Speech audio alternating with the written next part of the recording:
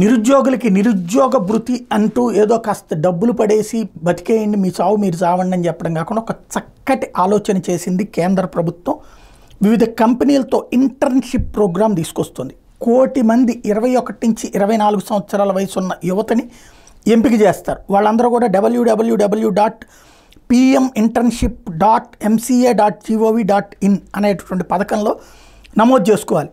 వాళ్ళందరికీ కూడా వివిధ కంపెనీలతో ఇంటర్న్షిప్ ఏర్పాటు చేస్తారు. అంటే ఆ కంపెనీల్లో పనిచేసేటటువంటి అవకాశం కల్పిస్తారు. ఈ ఇంటర్న్షిప్ అంతకాలం కూడా ఆ కంపెనీలు డబ్బులు ఇస్తే అదే సందర్భంలో ఏది స్కాలర్షిప్ దాన్ని ఏమంటారు ప్రోత్సాహకం అందామా లేకపోతే రకరకాల పేర్లతో ఇస్తుంటారు. దాంతోపాటుగా కేంద్ర ప్రభుత్వం ఒక్కొక్కరికి 5,000 రూపాయలు చొప్పున నెలకి ఇస్తుంది. ఏడాదికి 60,000. అది కాకుండా ఇంకొక 6,000 రూపాయలు ఏడాదికి ఒకసారి బోనస్ చొప్పున ఇస్తుంది. ప్రతి లబ్ధిదారుడికి 66,000 రూపాయలు ఇస్తుంది. ఇది అత్యంత కీలకమైనటువంటి గత 3 ఏళ్లలో కార్పొరేట్ సోషల్ రెస్పాన్సిబిలిటీకి సంబంధించినటువంటి దాంట్లో సమాజ సేవ కోసంగా ఖర్చు చేసిన టాప్ 500 కంపెనీలు కూడా ఇందుకు అంగీకారం తెలిపినాయి.